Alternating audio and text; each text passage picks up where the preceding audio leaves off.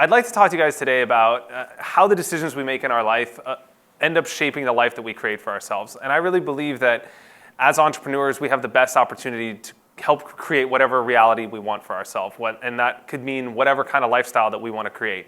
And I believe the decisions that we're making in our lives are help influence that. And so I'm excited to talk with you guys, especially as entrepreneurs, because we work 60 hours a week for ourselves, so we don't have to work 40 for someone else, because we value our time, we value creating things that we want for ourselves, and we value ultimately being able to shape and create whatever life that we want. And so I've had some experiences in poker that I think are going to relate to that, and I'm excited to share with you today. And I'm grateful to be here, so thanks for having me, and it's going to be interesting. It's an experimental event we're putting on here this evening, so thanks for your time. I know you could be anywhere, so. Thank you. Yeah, thanks, man. All right, you guys are awesome. So my name's Alec Torelli. When I was 16 years old, I got invited to a friend's house after school one day to play poker. And as they say about any gambler, really the worst thing that could happen is you win your first time, because then you're hooked. And I won my first time playing, and I was definitely hooked on poker. And I was never like cool in high school. I dropped out of football for musical theater. It's something that most people don't know about me. And so poker really gave me my first taste of what it felt like to shine. And I was really hooked on poker, and I really spent all my time playing right off the get. I'm like a binary person. I'm either all in on something or I just straight don't care about it. And poker, I was just all in right from the beginning. When I was 18 years old, I was at SMU in Dallas, Texas, and I realized that I was at a place in my life where I had my first real crossroads. And I knew that I couldn't pursue my dream of playing poker professionally and reaching the highest levels and traveling the world to compete as what I considered to be a professional poker player, like an athlete, and also excel at school at the same time. And so something had to give, and I analyzed my pros and cons and realized, what's up, man? The worst case scenario is that I'm a year older and I'm broke and I'm 19 and I'm in the same spot as everyone else. But my best case scenario is that I make it and I actually can play a game that I love and fulfill my life dream of traveling the world while I'm doing it. And I could create this amazing life for myself. So I took the plunge, and that's really where my life went a completely different direction. I gave myself the at-bat. When I was 19 years old, I saw my first opportunity to merge my two interests of poker and travel, and I couldn't even play poker legally in the US. And so I decided to move to Melbourne, Australia, and there is really where I got put on the map in terms of poker. I got up one day at 4 a.m. to play what was then the biggest tournament in online poker history.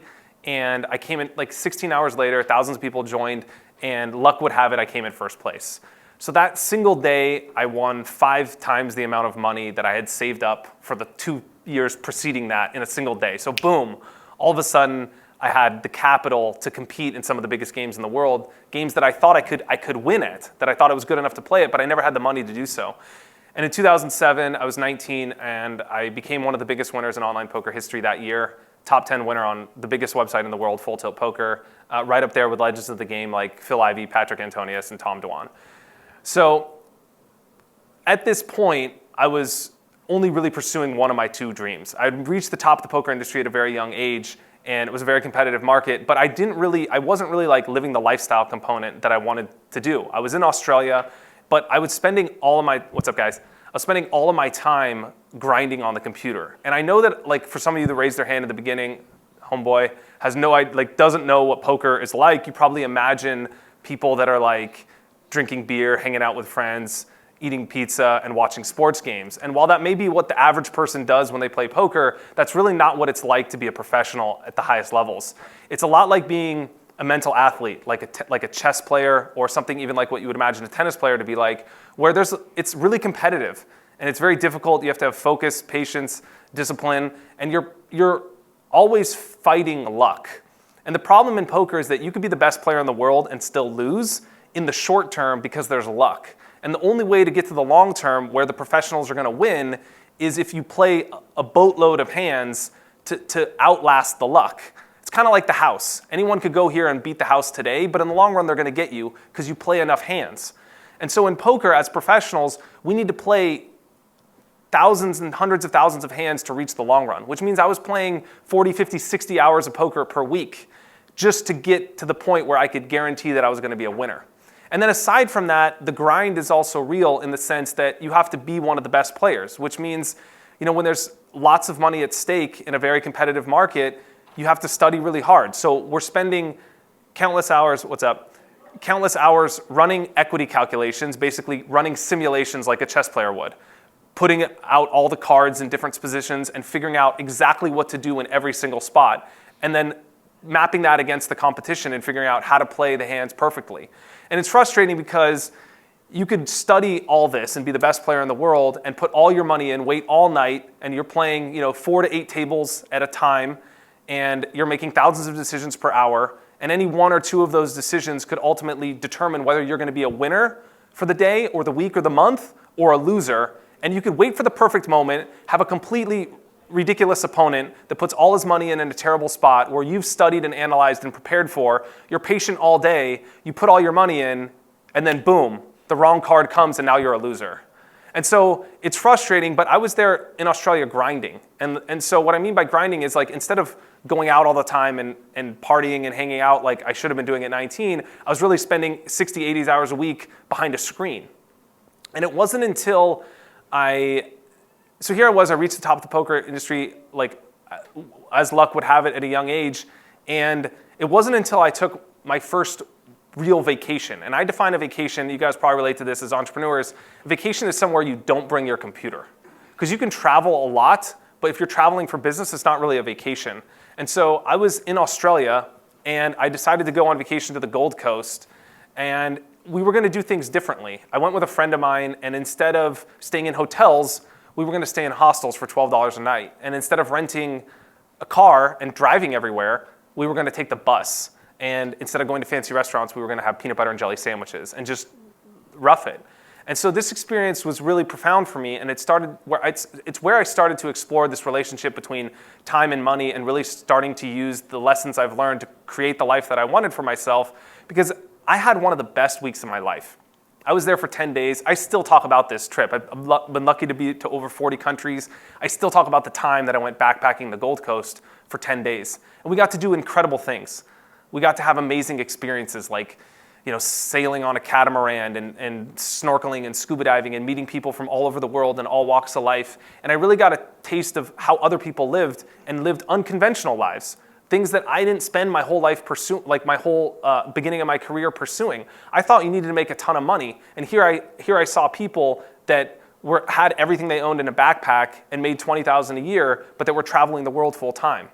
And so I couldn't help but feel this irony. Like, I had worked so hard to reach the top of the poker industry, and I thought that you needed millions of dollars to live the life that you think a millionaire needs to live.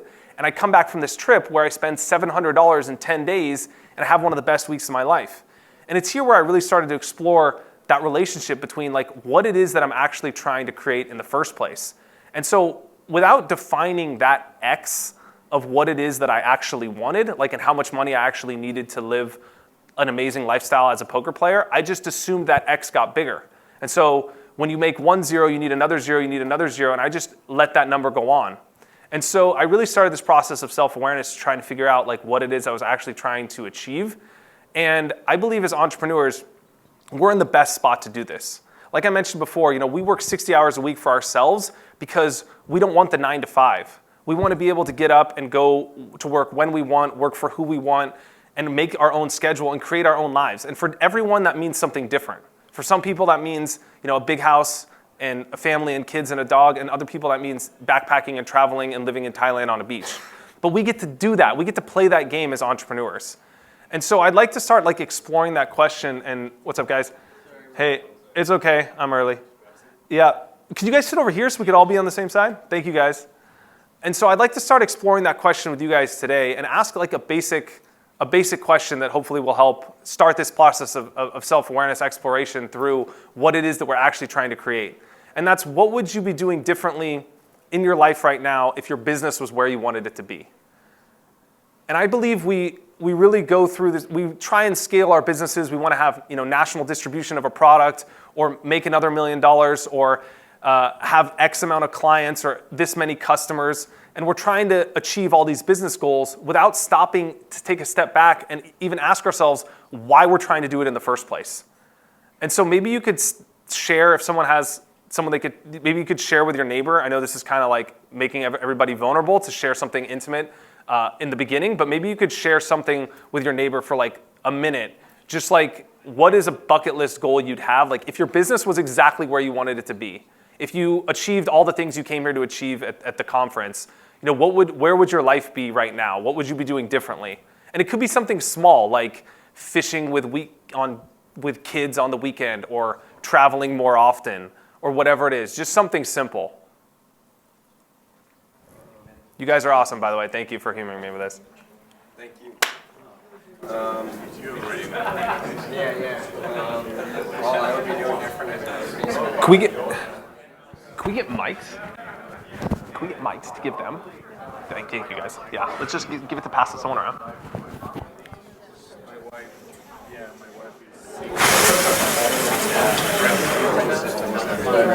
Thank you. My first child, and my mom and my grandma and my sister. Yeah, that's good. Yeah, no, definitely. I've been given a lot more back to my friends. They're the ones that say expand is where I'm at.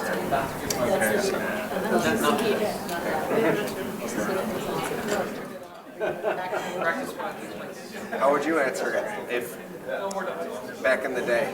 That's a good question. You would share it? Yeah, I actually didn't think about sharing mine. What I do differently, like in my life right now, back in the day, I absolutely would have experienced more of what I was actually doing and where I was. Like I have like so many experiences where I was somewhere for a poker tournament, exotic. Yeah. Like I went with my parents to Italy, and like, yeah, they're right there. That's my mom, my stepdad, my stepmom, and my dad. You should have seen the room. It was this high with French fries and boxes. They never left the room. They were inside playing poker 60 hours a day. It was like, So like I had experiences where I was like, somewhere for poker, and everyone was going to like Lake Como, and I would stay in my hotel room and grind, $5, $10 no limit hold them on the internet, and just play like all the time. So I was like went to Italy, but like I saw the Marriott or wherever I stayed, but like I didn't see. Yeah, I've been to 43 countries, but like 10 of them I just missed because I was all in on poker, and I would have lived more. Guys, does anybody have? Thank you guys, by the way, for humoring me with this, even if you weren't talking about what I was talking about. Guys, does anybody have something they'd like to share? Do you guys want to share yours in the front? Yeah. What? Do we have a mic that we could give them? Thank you, guys. Can we kill the music too? Is that possible? Thank you. Hi. So I am from El Salvador. Like 4 or 5 years ago, I didn't have 20 cents to pay the public transportation. So I created a business, an e-commerce, and last year we made $10 million. And that completely changed everything. So one of my goals is to change my community in El Salvador. I live in El Salvador right now. That's one of my goals. Awesome, good for you. Yeah, that's it. Yeah, well done. Thank you. Round of applause, that's incredible. Congrats, thank you for sharing. Does anybody else have, sorry, are you done? Yeah. Okay, I didn't mean to cut you off. You looked like you were going back to the mic. Does anybody have something else they'd want to share? Like something random, like a bucket list item? Could be something small. No worries. I told these guys that I'd still come to events like this, and I tend to travel a lot. Yeah. With work and for pleasure, but I'd bring my wife because like she has a job that, she's got a really good career, and I think I'd have to like more than just replace that income. I'd probably have to double or triple what she's making for her to feel like, she could come and join me on these things. Right. So, yeah, the business would have to create a lot more cash flow in order for that to happen. Yeah. Otherwise, she's gonna have to feel like she needs to work, which means she's tied to that job. But I'm not tied to being in any one location. I can work. That's amazing. Good for you. And that's a unique spot where one person's doubling for two people. So that's a unique spot where you guys are in. But good for you. It's cool you have that.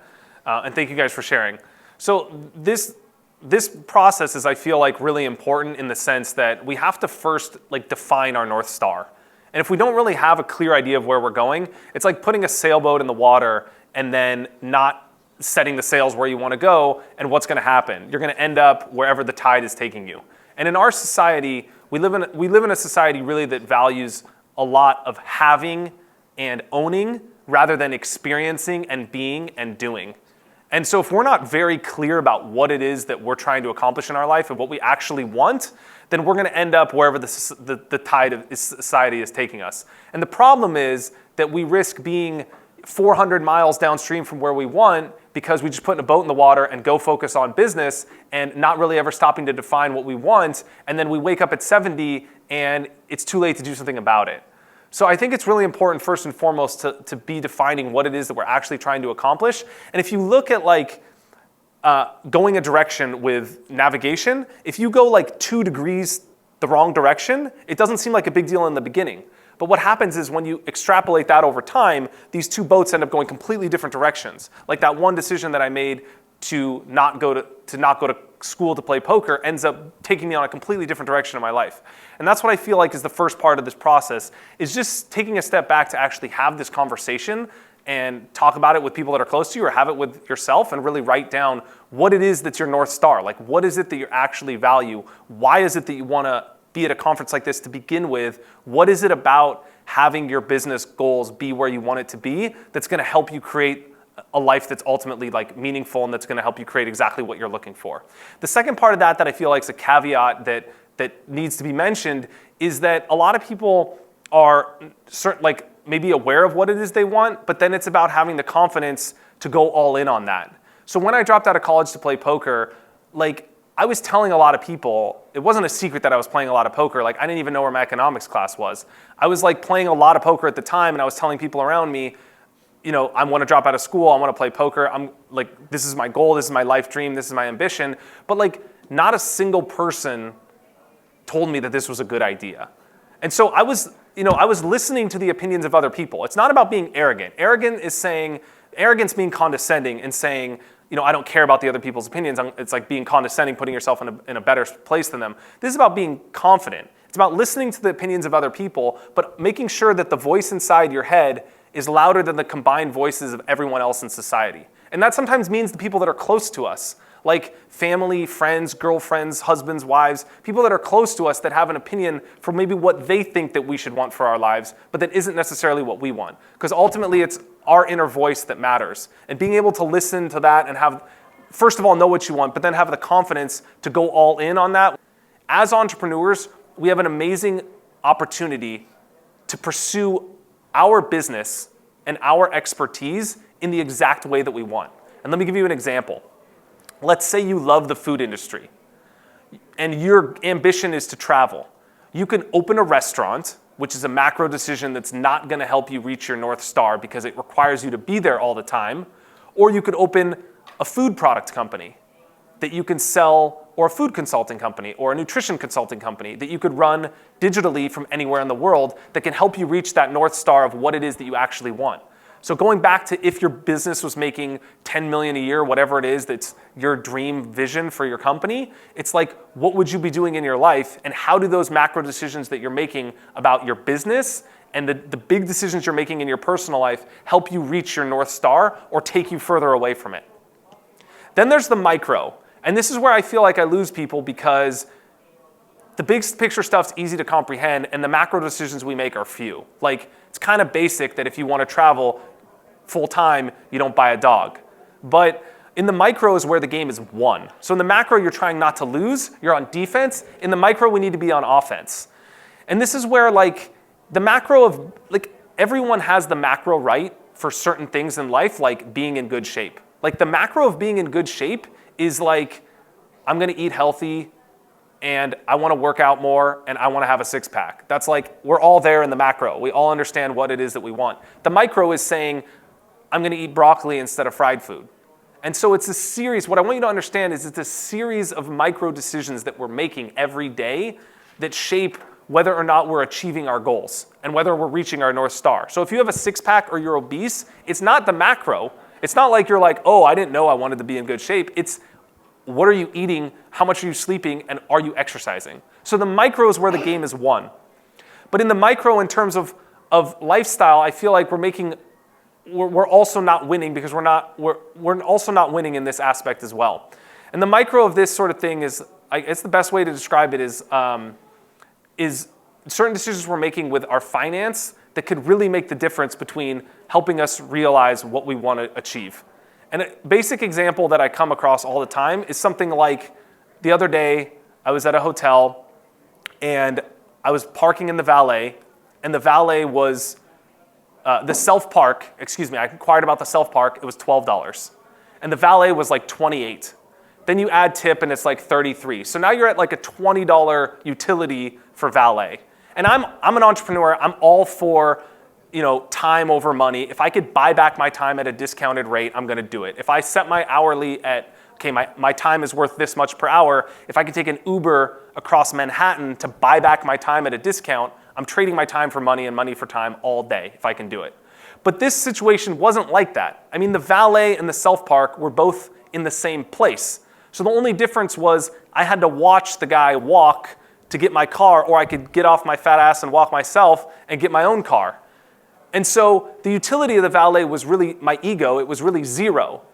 And so I'm sitting there making a conscious trade. I'm thinking to myself, okay, this valet is $20, that's an hour massage in Thailand. So I'm mapping my actions to my ambitions because I'm really looking at what is this conscious trade that I'm making in the micro.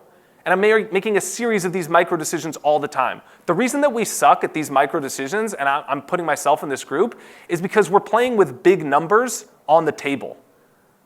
In poker, we're betting cars and getting raised houses. In business, you guys are making decisions for 5 and 6 figures in terms of marketing, who you're going to acquire, your company goals. And so these massive macro decisions that you're making in business make the micro seem trivial and insignificant. But it's really through the micro that we win the game. And so that's what I want to implore people to start to think about, is that these micro decisions really help us give us opportunities to create the life we want. And it doesn't matter what life you're going after. If you have a solid foundation where you have more freedom and flexibility, you can map that to create whatever it is that you want. And so it's really important to compartmentalize and to think about things in terms of their absolute value. And that's something that we're taught in poker, actually something my wife helped teach me, is that the money that you're playing with in poker isn't the money that you're playing with on the table. So it's about playing a game in the micro and really thinking about, okay, the value of something like, if I go to the store and I buy something like an avocado, if the avocado is $3, the value of that avocado is $1.50, so I'm not going to pay twice as much for something that isn't worth it. And that's just the way to think about it in terms of the micro, and to really just go through it like a game. And then it's realizing that everything has a utility. And a lot of people also, I think, in spots like these, don't really ever take the time to define how much it is their ideal lifestyle costs. And so it seems like in the face of, they need $1 million to live this amazing life, saving $20 here and $10 there and $17 here is insignificant. But I believe if we value experiences and doing and being more than having and owning, our ideal lifestyle doesn't really cost that much. It doesn't cost that much to be in good shape in terms of money. It doesn't cost that much to learn a language.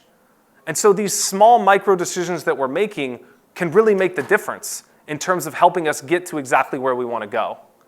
And so I have a fun exercise I put together for people that want to explore this further that I implore people to check out. It's on my blog. It's absolutely free, alectorelli.com. I'm not selling anyone anything, but you could download these worksheets and really get on paper, whether you do it with me or on your own, exactly what it is your North Star is and what you're looking for. And then once you have that, basically map that to figure out exactly how much your ideal lifestyle is going to cost on a monthly basis and an annualized basis. And the decisions that we're making on the small scale and the big scale can really help us lead that exact lifestyle we want to live. So that's it. That's a little bit about my story and how I got here and some of the things I've learned in my poker journey. So thank you guys so much for joining. I really appreciate all your attention today. Thanks, guys. Yeah, let's do a few questions and then we'll get set up and play some poker. So Alex, how do you learn the decision-making process that you follow? I'm interested in learning more about what you said about assigning or understanding what the absolute value of things is, how to compartmentalize. How does one learn how to think the way that you think and make decisions Thank you.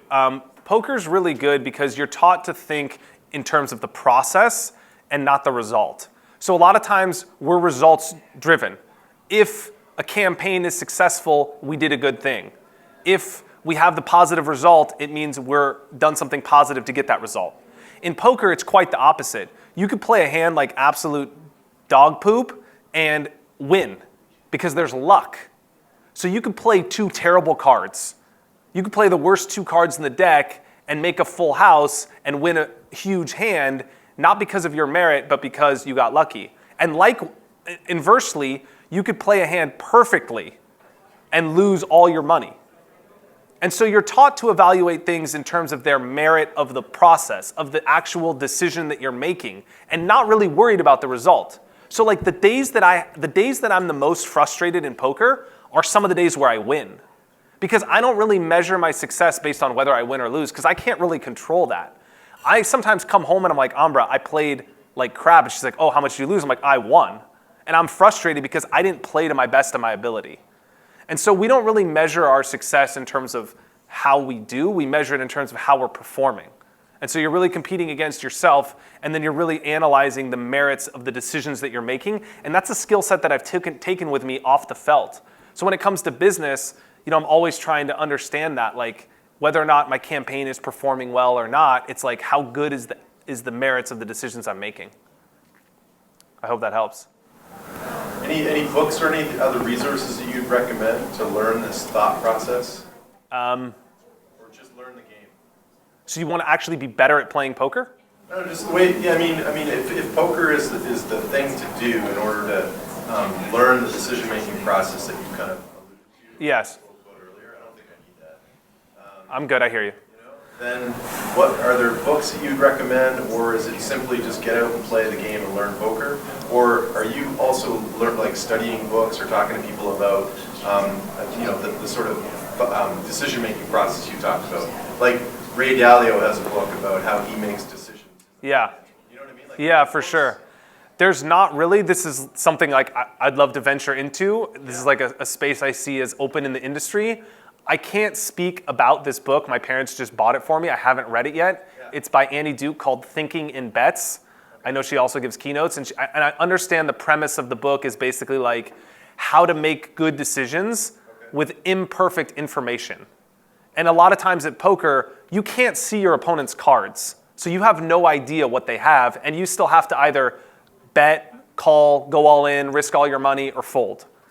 And so in her book, it's about making the best decision you can, given that you don't have all the facts. And that's a lot like life too, right? Like you're like, I want to start this business in this sector, or we want to branch out into this, and you don't have all the facts. You're just making informative decisions with imperfect information. And that's a lot of what we do in poker as well. So it's definitely a great teacher. I'd love to be able one day, hopefully, to write a book about some of the things I've learned that apply. And DM me and we'll talk in 3 years or whatever when I get it out. Hopefully I have something like that. Yeah, what's up, man? How much of a percentage of winning the game is based around knowing the game and the probabilities? Yes. And reading your opponent? That's a great question. So how much of the game is based on math versus intuition? This is one of the talks I gave about this very subject, the relationship between math and intuition. And it's really interesting because you really require a marriage of both of these things to make good decisions. So you're first and foremost using your intuition. Just like when you meet someone, you're kind of using your intuition about whether you like them. So the first decision you make is instinctual. Like, does he have it or does he not have it? Right? And that's something that you're doing all the time outside the table. Like, do I like this person? Can I trust them? Or are they full of it? Right? And so I'm doing that at the table on a high level all the time. And then after that, it's really trying to understand the math. Then it's going through, how did he play the hand? How much did he bet? What are my odds? How big is the pot? How strong is my hand? So you're using a harmony of both of these things, and it's really 50-50. But when they're in conflict, always trust your intuition. That's like the message of my career that I always try and remind myself. And the times I make the worst decisions are times where I talk myself into making a play that deep down I know I shouldn't make. And it's probably like that in business too. Like if you just trusted your gut, you might have left that relationship 2 years early. Like, it's like so easy just to know intuitively what to do, Cool, any other questions? Q&A is so much better than me just talking. Do you do anything other than poker to improve your decision making? Yeah, like a lot of things, like I try as a poker player to just treat myself like I would as an athlete. So I do like meditation and like morning routines, and I exercise and I eat healthy. And so those things don't necessarily make me better at running simulations of poker hands. Like I do things that in terms of I study strategy, like I'll run poker equity calculations and simulations like a chess player would. And I still do those to this day. Like even last week I was doing calculations all the time on this sort of thing. And then it's also about being in peak performance mode as a mental athlete, if you will, to be able to make great decisions in the 20th hour after you've been playing all night and you're tired and the competition's tired and you still need to be A-game focused. So that goes back to even, mapping it to the micro where I'm doing interval training at the gym for cardio to be like in better shape at the table. Like, especially when I was playing a lot of high stakes poker in Macau, it was like your whole life is engineered around being better at playing the game to some extent. So it's a fun process for sure. I always thought it would be cool to be like an athlete, and so I always sucked at sports, and this was like a chance to like take out my inner alter ego to try and do it in poker. So sometimes I went even a little overboard and like trying to be in good shape and stuff like that. Like I don't know, I just like that process. Cool. Any other questions? We're gonna host a charity event here in a second. If you guys want to play some poker with me and do some like learning as well, ask me any questions about like technical stuff about actually how to play poker and improve. I'm going to be hosting a tournament where the money's going to go to charity, and so I'm excited about that. I don't know if you guys have time to stick around or you want to play, but we're going to be doing that here in a second too.